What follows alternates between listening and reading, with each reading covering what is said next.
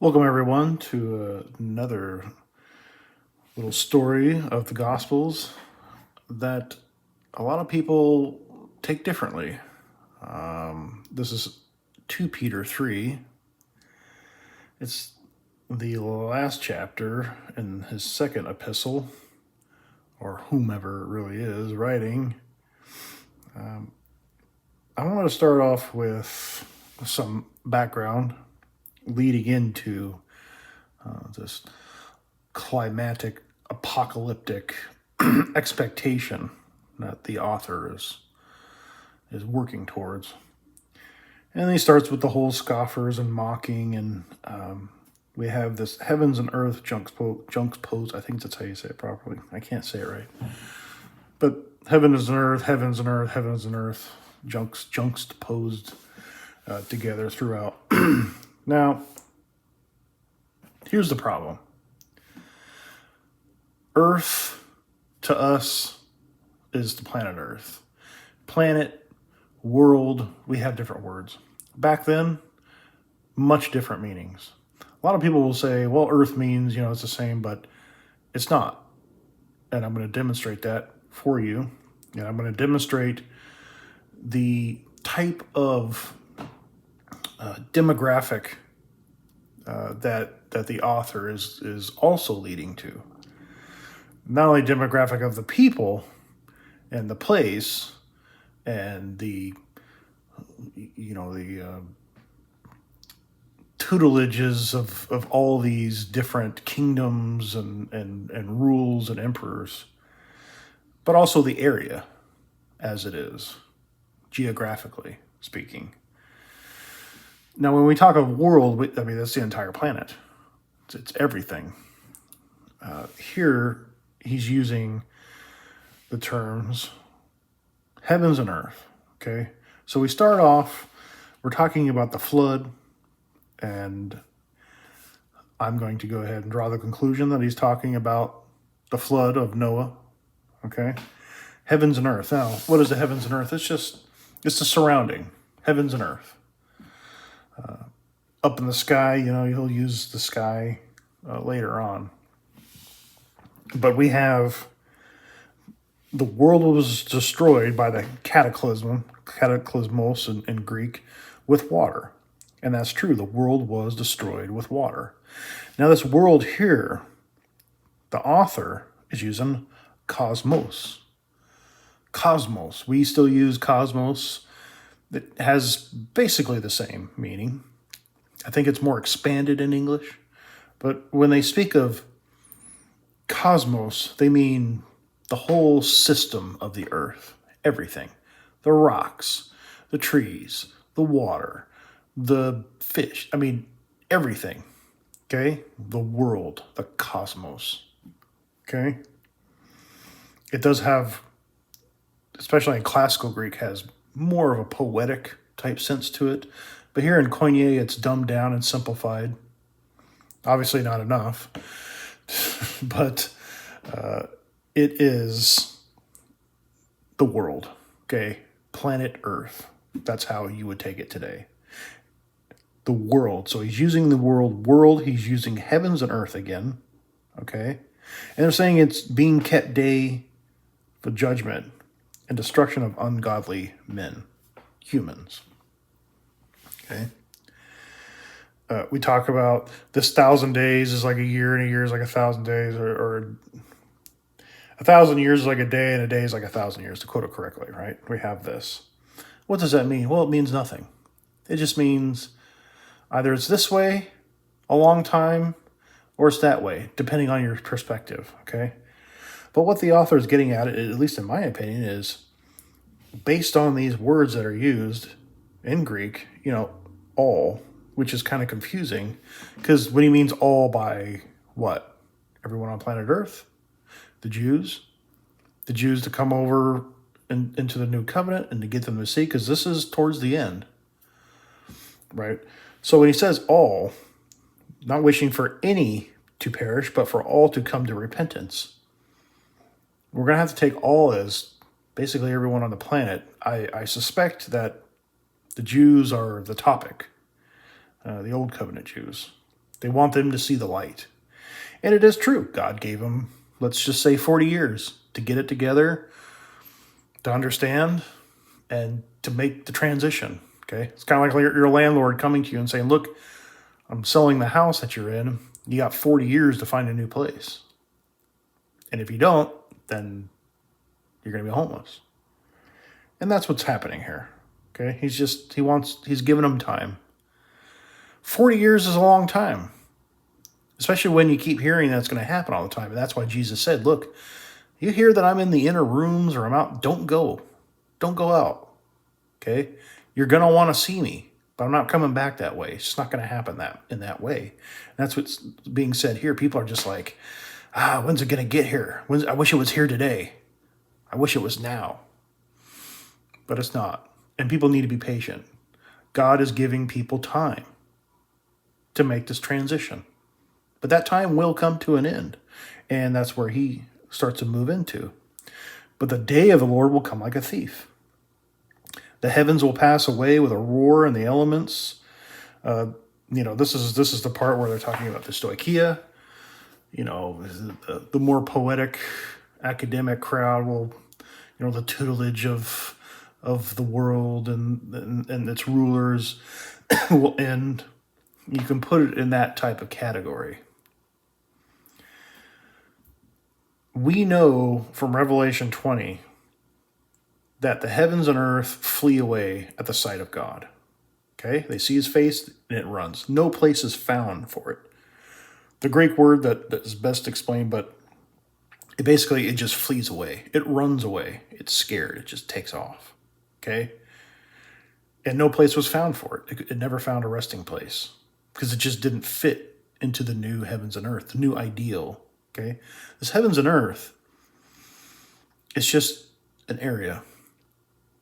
When we get a new president, maybe from a Democrat to a Republican to Democrat here in America, it's kind of the same thing. It's a new heavens and earth. It's just things have changed. Okay? Out with the old, in with the new. And it continues to change. Here, same thing. It's got a new heavens and earth. And you can see here it keeps talking about these very apocalyptic things. It's going to be burned up. It didn't get burned up. Okay? Revelation is a witness that it didn't get burnt up. Okay? That's not what is explained. So this person, whomever it is, if it's Peter, it is being very apocalyptic about it. Intense heat. Okay? Now, where is there going to be intense heat? Well, Jerusalem's going to heat up pretty good. That temple's going to be burned up. Right? So there's something going on that he's prophesying about, if this was before, about heat. And that's really the only heat that you could gather historically, factual historic evidence to where this could be relevant. Because we know this is geographical. It's Jerusalem. I mean, imagine if someone came to you and said, hey, Christianity is going to be over, okay? And y'all need to convert over to Muslim, okay? Muhammad's the way. You would fight that tooth and nail. You wouldn't believe it. But if it was really going to happen, it's going to happen. And Christianity will end. Now, in our system, you can't destroy Christianity. It's perfect. Okay? What we refer to as Christianity. But it's invisible. It's an invisible kingdom. It's everything that you can't destroy it.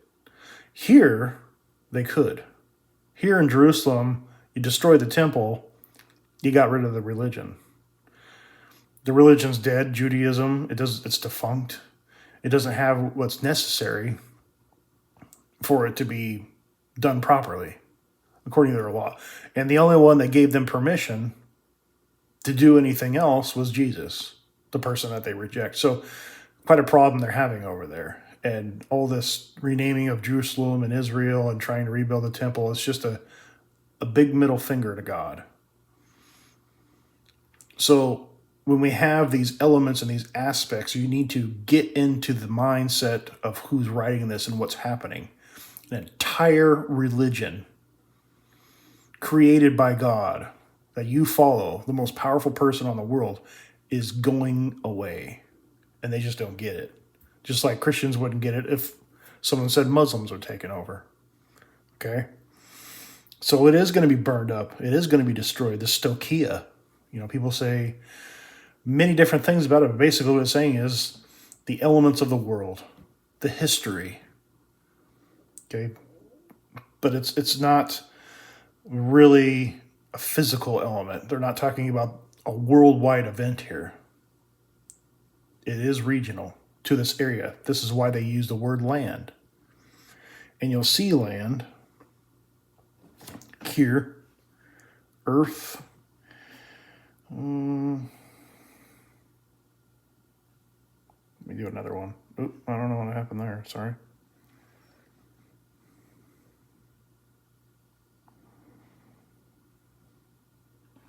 Gay. All right.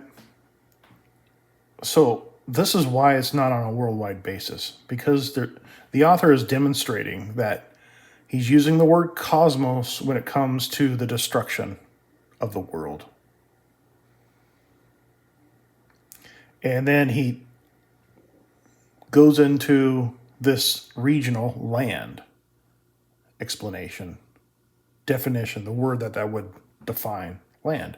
So we have the whole world, and we have a more direct geographical area defined as land. Okay, do you see the difference? If this was a worldwide disaster, like these people, whoever they are, and there's a lot of them, say it is, he would have used cosmos again. Okay, it'd been real simple to do, and he demonstrated that. And they demonstrate this all through the Bible. I mean, I'll be making hundreds of these videos just like it. Okay, but that's basically it. He uses cosmos, and then when he gets into defining the destruction, he's using land. That's it. That's different. We know the heavens aren't going to be destroyed with fire. Okay, the how do they define it? The heavens will be destroyed by burning, and the elements will melt with intense heat. This is a little different in Greek, but it's also a very chaotic and odd passage. It's not too clear exactly what is being said. But again, we can look at the differences in word use that would put it in a regional area.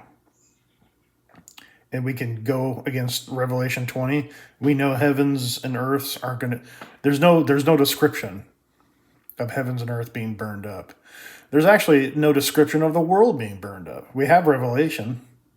There's nothing in Revelation that says the world's going to be burned up.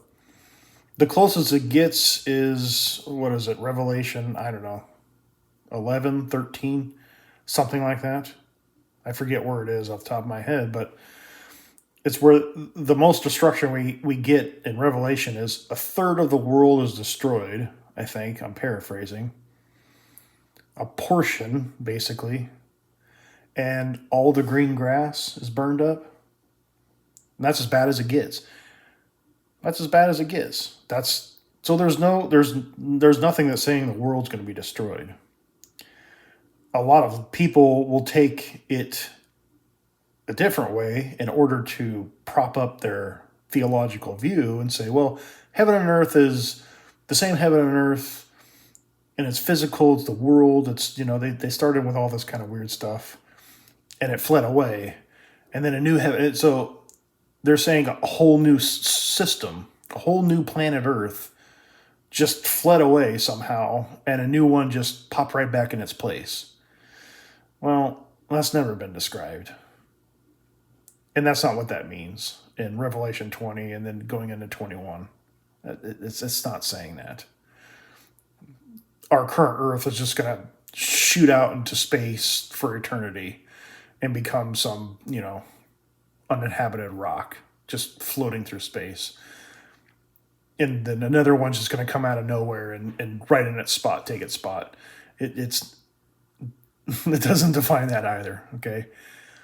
The only thing that's going to change is the atmosphere, from Democrat to Republican to Democrat, like in president. It's new. All of a sudden on a certain day, it's everything's changed, right? It's a different way of doing things. And that's what's being said here. There's nothing that says it's going to be destroyed. And more importantly, and if you go to Genesis 8, the other big problem they have is after the flood, the Lord smelled the smoothing robe, and the Lord said to himself, I will never again curse the ground on account of man. For the intent of man's heart is evil from his youth. That's pretty important, from his youth, but not from birth. Okay? Keep it in mind for other topics. And I will never again destroy every living thing as I have done. Some people will say, well, God's actually a real psychopath, and he's not going to do it with water, but he's going to do it with fire. And that's not what's happening here. He's kind of remorseful. He's like, you know what? I'm not going to do that again. I'll just let people be assholes, and we'll just let things play out till the end of their lives anyway. And then we'll start all over again.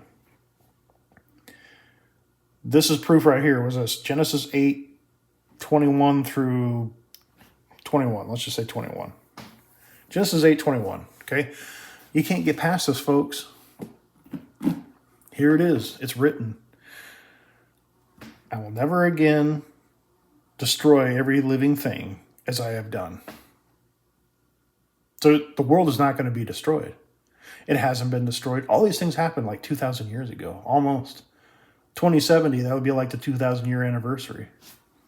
Okay? So I can defeat this passage right here, this whole chapter, 2 Peter 3. If anyone said, well, this is describing the end of the world, I could defeat that with Genesis 8:21. Bam, done. Now, they're not going to believe it, of course. They never do, but that's the reasoning. That's your ammunition. And then again, you can go to Revelation and say, where in Revelation, it's a little more difficult. Where in Revelation does it talk about the destruction of the entire planet, the disassembly of the entire planet? And they'll either come up with those two that we talked about earlier. So this is a chaotic passage in Greek. It's not, we read it in English, we think it's so perfect, but it's not. The New Testament is, as well as is written, and this is an epistle too. This isn't a book. This is just some guy's mail. You got to understand that. This is not really authoritative. You can argue that it is, and maybe you'd be right, but the Gospels were meant to be authoritative. This is just letters that basically that we have that we can read about what's going on back then. And they relate to us today. They do. But, I go to churches and I don't see women with their mouths shut and a cloth over their head. Okay? I see a lot of other things happening that Paul and other writers are talking about. And so they're not following the Bible. So obviously everyone comes up with their own excuses.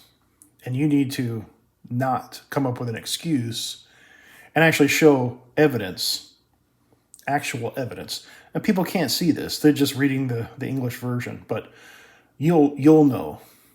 And maybe you'll tell some other people and they'll listen too. But this is all you got to say. He uses world to define a worldwide catastrophic event. And now he's using land. A whole entirely different word to describe a catastrophic event in that region. It's isolated. It's an isolated event. Okay? And they're expecting it. And they're being apocalyptic. So what? That doesn't change the words. It doesn't change the meanings of those words. Some people I know people they get pretty crazy when they talk. They get really carried away. And they're just talking about some parking ticket they got. Not a big deal. You see what I'm saying? That's all that's happening here. So don't be confused. Read it that way and you'll understand much better. And then it fits with everything else.